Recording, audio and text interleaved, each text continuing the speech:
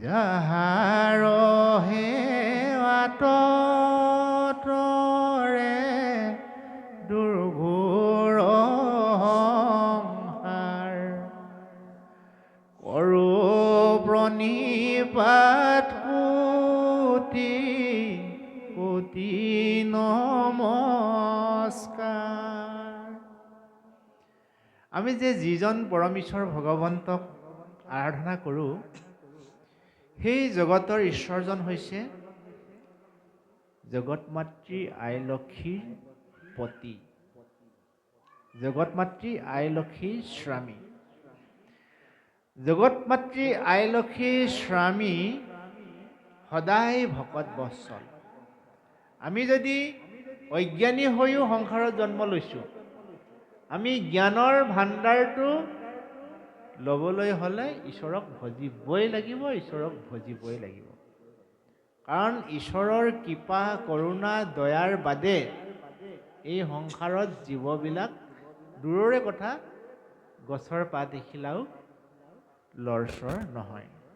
মাধৱ পুৰুষে সেইকাৰণে ইমান ধুনীয়া দিহা ঘোষা এষাৰ দিলে, গালে গাই থাকিবলৈ মন যায়। দিয়ক এবাৰ গাওঁ। হে ৰাম কৰুণাময়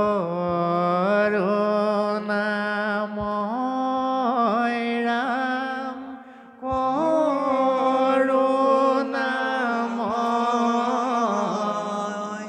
কৰিও কিবা যেন উচিত। সকলোৱে চাপৰে বজাওক।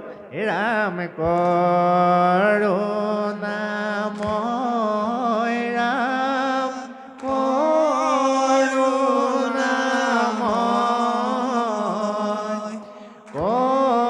কৰিও কিবা যেন উচিত। হে ৰাম তুমি হে ৰাম কিবা ৰখৰ নিধি, তোমাৰ কৃপা বিনে নাহিকে সিদ্ধি। কৰুণাময় ৰাম কৰুণাময়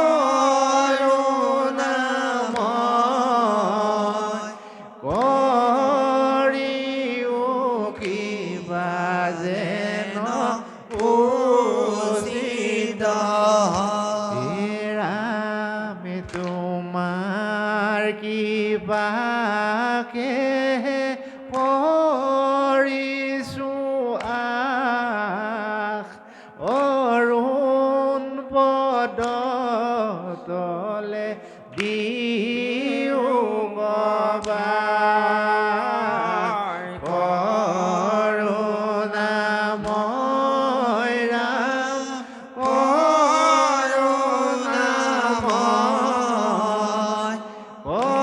কৰিও কিবা যেন উচিত।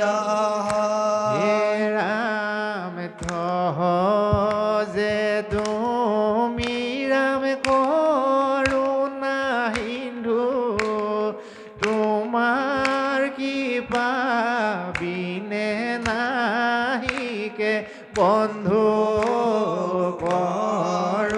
কৰুণাময় ৰাম কৰুণাময় কৰিও কিবা যেন উচিত। হে ৰাম তোমাৰ কিবা লেখে আমাৰ পতি, কহয় মাধৱ মোৰ কমতি। কৰুণাময় ৰাম কৰুণাময় কৰিও কিবা যেন উচিত। কৰিও কিবা যেন উচিত।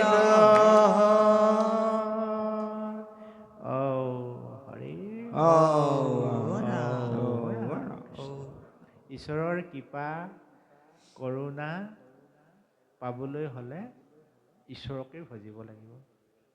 তাৰ বাদে বেলেগত ঈশ্বৰৰ কৃপা কৰোণা বিচাৰি নাপায় দেই। কাশী গয়া বৃন্দাবনত আপুনি মই যদি ঈশ্বৰৰ কৃপা কৰোণা বিচাৰি যাওঁ, গুৰুজনাৰ মতে নেপাওঁ বুলি কৈছে। আমাৰ জনপ্ৰবাদ এটা আছে, অ হে ৰমন নালাগে যাবলৈ কাশী বৃন্দাবন, বৃন্দাবনত কৃষ্ণ নাই মোহন বাহিল, ভকতৰ মাজতে আছে হিৰৈ, ভকতৰ মাজতে আছে হিৰৈ। জগতৰ ঈশ্বৰ কৃষ্ণই বৃন্দাবন মথুৰাত নাই। ক'ত থাকে? য'ত ভকত থাকে, য'ত ভগৱন্তক আবাহন কৰা হয়, সেই ঠাইতে ভগৱন্ত থাকেহি। গতিকে ভগৱন্তক আবাহন কৰা নিৰ্মল স্থানৰ সম্ভেদ পালে আপুনি মই যাব লাগে। এতিয়া যে কালি পৰহি চিনেমা এখন ওলালে, ৰৈ ৰৈ বিনালে, আপোনাক মোক কোনোবাই তামোল পাণ দি মাতিছিল নি? কোনেও তামোল পাণ দি মাতা নাই। আমি শুনিছোঁ, দৌৰি গৈ চাইছোঁ। ঠিক তেনেকে আমি যেনেকে মনত আনন্দ এটা লাভিলোঁ সেইখন চোৱাৰ কাৰণে, তদ্ৰূপ ভগৱন্তৰ অনুষ্ঠান ইয়াত হৈছে বুলি গম পাই আজিৰ পৰা মোলৈ ফোন কৰোঁতে 3 মাহমান হ'ল। গতিকে সেই অনুপাতে আজি আমাৰ ইয়াত যথেষ্ট ভকত বৈষ্ণৱ হ'ব লাগিছিল। কিন্তু ঈশ্বৰৰ কৰোণা কৃপা ল'বলৈ সকলোৱে নিবিচাৰে। বুজি পাইছেনে? গতিকে যিসকল ব্যক্তিয়ে পৰম ব্ৰহ্ম ভগৱন্তৰ কৃপা কৰোণা লাভ কৰিছে, সেইসকল ব্যক্তিয়ে এই সংসাৰতো স্বৰ্গ সুখ লাভ কৰিব। স্বৰ্গ বুলি বেলেগ এডোখৰ ঠাই নাই দেই। এই ওপৰৰ ফালে স্বৰ্গ বুলি ক'লে আমি চাওঁ, পতাল বুলিলে তলৰ ফালে চাওঁ, নহয়নে? তলৰ ফালে চোৱা মানে কি? অধোগতি, নৰক। ওপৰৰ ফালে চোৱা স্বৰ্গ মানে কি? আনন্দ, সমৃদ্ধি। গতিকে স্বৰ্গীয় সুখ যদি তুমি ল'ম বুলি ভাবিছা বন্ধু, জীৱনত সন্তৰ সংগলৈ আহিব লাগিব আৰু হৰি কথা শুনিব লাগিব। স্বৰ্গীয় সুখ কোনেও কাকো দিব নোৱাৰে। আত্মসন্তুষ্টিয়েই বিশ্ব ব্ৰহ্মাণ্ডৰ স্বৰ্গীয় সুখ। আত্মসন্তুষ্টিয়ে বিশ্ব ব্ৰহ্মাণ্ডৰ বৈকুণ্ঠ সুখ। আত্মীয় সন্তুষ্টিৰ অবিহনে মানুহবিলাক পংগু। সমাজত 2 প্ৰকাৰৰ পংগু মানুহ আছে। এক প্ৰকাৰৰ পংগু হৈছে শাৰীৰিক। শাৰীৰিক পংগু মানুহক আপুনি মই সহায় কৰি আমাৰ মাজত জীয়াই ৰাখিব পাৰোঁ। আৰু এক প্ৰকাৰৰ পংগু মানুহ হৈছে মানসিক। মানসিক পংগু মানুহক মানুহে চিনি নাপায়। ধুনীয়া পোছাক পিন্ধা, নামি দামি গাড়ী লোৱা মানুহজনৰো মানসিক পংগু হ'ব পাৰে। আৰু আজিৰ সমাজখনত মানসিক পংগু মানুহৰ কাৰণেই সমাজখন বিশৃংখল হৈ গৈছে। কোনে জানে, আপোনাৰ মোৰ সন্তানো কিজানি মানসিক পংগু ভুগি আছে। গতিকে এই মানসিক পংগু নিৰ্মূল কৰিবলৈ হ'লে সৎ কৰ্ম, সৎ চিন্তা, সৎ সং, সৎ আলাপ, এইবিলাকেই হৈছে তাৰ ঔষধ। আজি আমাৰ মাজত অত্যন্ত ভয় লগা গোপন শত্ৰু এটা আহি উপস্থিত হৈছেহি। যাক আমি যদি চিনি নথওঁ, তেতিয়াহ'লে সি আমাৰ দেৱাল ভাঙি ভিতৰলৈ সোমাই আহিব। আহিছেই। বহুতৰ বৰঘৰৰ ভিতৰত সেই গোপন শত্ৰুৱে ইতিমধ্যে বাস লৈছেহি। আমি যাক আপোন বুলি ভাবিছোঁ, যাক লৈ পেলাই আমাৰ জীৱন উৎসৰ্গা কৰিছোঁ, সিয়েই হৈছে আমাৰ মৰমৰ সন্তানসকল। সি ল'ৰাই হওক, ছোৱালীয়ে হওক। কোনো পিতৃ মাতৃয়ে নিজৰ সন্তানৰ অনিষ্ট হোৱাটো নিবিচাৰে।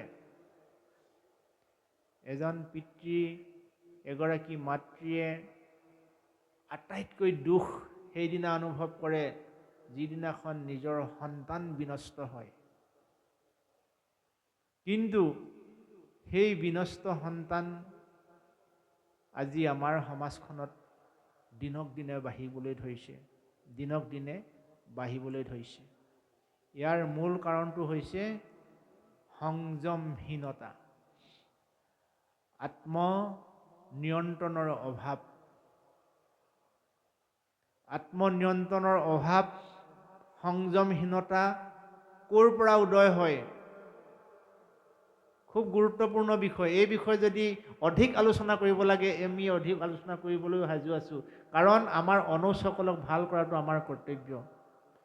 মোৰ ভাতৃপ্ৰতিম সমাজখনক ভাল কৰাটো মোৰ কৰ্তব্য। মোৰ জ্যেষ্ঠজনৰ আশীৰ্বাদ লোৱাটো মোৰ কৰ্তব্য। এই সমাজ ধ্বংস কৰিব পৰা, পংগু সৃষ্টি কৰিব পৰা যিটো বৰবিষ, সেই বৰবিষ আমাৰ মাজত অভক্ষ্য ভক্ষণৰ দ্বাৰাই প্ৰৱেশ কৰিছে। ৰাগিয়াল বস্তুৰ দ্বাৰাই ই আমাৰ ঘৰখনৰ মেৰ পেকত সোমাই গৈছে। অভক্ষ্য ভক্ষণৰ দ্বাৰাই, অৰ্থাৎ ৰাগিয়াল বস্তুৰ প্ৰতি যুৱতীসকল বা সচেতন মানুহবিলাক যদি সচেতন হৈ নাথাকে, ৰাগিয়াল বস্তুৰ প্ৰভাৱত আমাৰ এই মন মগজুৰ স্নায়ুকোষৰ চুলিৰ দৰে সৰু সৰু হীৰা উপহীৰাৰে গঠিত এই স্নায়ুকোষবিলাক ৰাগিয়াল বস্তুৰ প্ৰভাৱত দুৰ্বল হৈ যায়। কম বেছি পৰিমাণে আমি সকলোৱে বিজ্ঞানৰ লগত জড়িত, পঢ়া শুনাৰ লগত আমি সকলোৱে কম বেছি পৰিমাণে জড়িত। এই হীৰা উপহীৰাবিলাক যেতিয়া ৰাগিয়াল বস্তুৰ প্ৰভাৱত ই দুৰ্বল হৈ যায়, ইয়াৰ চিন্তা শক্তি, ইয়াৰ স্থিৰতাটো নাইকিয়া হৈ যায়, যাৰ কাৰণে ভাল বুলি ভাবিও সেই ভালটোৰ কামৰ প্ৰতি আসক্তি কমি যায়। কোনে নেজানে মা দেউতাক শ্ৰদ্ধা কৰিব লাগে বুলি, কিন্তু মা দেউতাক শ্ৰদ্ধা কৰিব লাগে বুলি জানিও সেই শ্ৰদ্ধাৰ পৰা আজি যে সন্তানে আঁতৰি আছে, ইয়াৰ মূল কাৰণটো হৈছে মানসিক পংগু। আৰু এই মানসিক পংগু যদি আমি নিৰ্মূল কৰিব নোৱাৰোঁ, আমি কিন্তু কান্দি কান্দি সংসাৰত জীয়াই থাকিব লাগিব। আৰু মহাপুৰুষ গুৰু শ্ৰীমন্ত শংকৰদেৱে চিন্তা কৰিলে যে সমগ্ৰ মানৱ জাতিক যদি আমি মানসিক পংগুৰ পৰা উদ্ধাৰ কৰিবলৈ হয়, তেতিয়াহ'লে আমি এই যুৱাৱস্থাতেই ভকতৰ সং ল'ব লাগিব, সাধুৰ সং ল'ব লাগিব, ঈশ্বৰৰ কথা পাতিব লাগিব, ঈশ্বৰক উপাসনা কৰিব লাগিব। ঈশ্বৰক উপাসনা নকৰিলে, সাধুৰ সং নল'লে, যিমান ডিগ্ৰীধাৰী ব্যক্তি হ'লেও এদিন মানসিক পংগুৰ গৰাকী হ'ব। গতিকে সময় থাকোঁতেই সময়ৰ কাম কৰাটো যেনেকৈ বুদ্ধিমানৰ কৰ্তব্য, তদ্ৰূপ আমি অনাদি অনন্ত পৰম ব্ৰহ্ম ভগৱন্তক যদি পুৱা গধূলি অন্ততঃ দেখুৱাই পেলাই নকৰিলেও মনৰ হৃদয়ৰ পৰা যদি ঈশ্বৰক উপাসনা কৰোঁ, তেতিয়াহ'লে আমাৰ মনৰ সেই খেলি মেলি ভাৱনাবিলাকে আমাক আক্ৰমণ কৰিবহি নোৱাৰিব।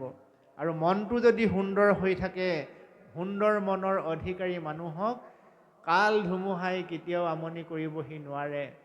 তুমি অকলশৰে লগ পাইছা বুলি সেই সুৰক্ষী গাভৰুগৰাকীক তুমি সেই সময়ত তুমি নিজৰ ভগ্নীৰ দৰে মনলৈ তুমি জ্ঞান কৰা বন্ধু। এই চেতনাবোধটো জাগি উঠিব। তুমি সিংহৰ দৰে তাক প্ৰয়োগ কৰা ভাৱনাটো সেই সময়ত তোমাৰ মনলৈ কেতিয়াও নাহে। এগৰাকী সুৰক্ষী গাভৰুক তুমি নিৰ্জন স্থানত অকলশৰে পাওঁতে তোমাৰ মনটো সিংহৰ দৰে গৰজি কেতিয়া উঠিব? যেতিয়া তুমি মানসিকভাৱে পংগু হ'বা। আৰু আজি আমাৰ সমাজখন তেনেকুৱা হৈছে। সেই সময়ত চেতনাবোধ, আত্মসংযম, সেই সংযমশীল হ'ব লাগিব। সংযমশীল শক্তিটো ক'ৰ পৰা আহিব? পবিত্ৰ ভাৱনাৰ পৰা। A²+B²কি? মই যদি ঈশ্বৰৰ উপাসনা কৰি থৈছোঁ, তেতিয়াহ'লে সেই চেতনাবোধটো মোৰ মনলৈ আহিব। সেই মোৰ ভণ্টি তুল্য ভণ্টিজনীৰ লগত মই কেনেকুৱা নিৰাপত্তা দিব লাগে। মোৰ দেউতা তুল্য দেউতাৰ মানুহজনক আজি মোৰ ওচৰত অকণমান আশ্ৰয় বিচাৰিছে, মই আশ্ৰয় দিয়াটো মোৰ কৰ্তব্য। মোৰ মাতৃতুল্য মানুহগৰাকীক মই মাতৃ দৃষ্টিৰে চাব লাগিব। সেই চেতনাবোধটো তেতিয়া সেই মানুহজনৰ জাগৃত হ'ব। আৰু এই ভাৱনাটো অকল আপোনাৰ মোৰ হ'লেই নহ'ব, ওলাই দেখিবি যাক শত্ৰু নেভাবিবি তাক। সমগ্ৰ মানৱ জাতিয়ে যদি এই পবিত্ৰ মনৰ গৰাকী হয়, তেতিয়াহ'লে এই বিশ্ব ব্ৰহ্মাণ্ডতে বৈকুণ্ঠ সুখ লাভ কৰিব পাৰিব বুলি এই মহাভাগৱত শাস্ত্ৰই আমাৰ জীৱসকলক এই বাণীবিলাক বুজাইছে। আৰু এই কথাখিনিকে খুব সুন্দৰকৈ মৈত্ৰেয়ীয়ে বিদুৰৰ আগত কৈ আছে। এই উদাহৰণবিলাকে আমাক সংযমশীল হ'বলৈ শিকায়। এই উদাহৰণবিলাকে আমাক মনটো স্থিৰ কৰিবলৈ শিকায়। এই উদাহৰণবিলাকে আমাক ভাৱনাবিলাক দৃঢ় কৰিবলৈ শিকায়। আমাৰ সংগী কোনো নাই, আমাৰ আপোন কোনো নাই। মই মোৰ নিজৰ বন্ধু, আপুনি আপোনা বন্ধু, আপুনি আপোনা শত্ৰু। আপুনি আপোনাক ৰাখে মাৰে, হৰিক নভজিনৰে আপুনি হুৱয় নষ্ট। মন কৰিছেনে? যি মানুহে হৰিক নভজে তেওঁ নিজেই নিজৰ নষ্ট হয় বোলে। হৰিক ভজি আপোনাৰ বতাৰে। যে বোপায়ো এইকাৰণে হৰিক ভজনা কৰিব লাগে যে তই হৰিক ভজনা কৰিলে তোৰ জীৱনটো উন্নতি হ'ব। নাই আজি তোৰ সংগী নাওখনি অকলে বা, নাই আজি কাৰো সঁহাৰি যিমান পাৰ আগুৱাই যা। বিচাৰিছ যদি প্ৰগতি নাহিবি আৰু উভতি, বিচাৰিছ যদি প্ৰগতি নাহিবি আৰু উভতি, নিবিলাবি হঠাৎ তোৰ যৌৱন তই নিজ কৰি ৰাখিবি সংযম। এই যিটো সংযম শক্তি, এই যিটো সংযম সম্পদ, এই যিটো সংযম আয়ত্ত কৰা কৌশল, ই সাধুৰ সংগৰ দ্বাৰাইহে উদ্ভৱ হয়। গতিকে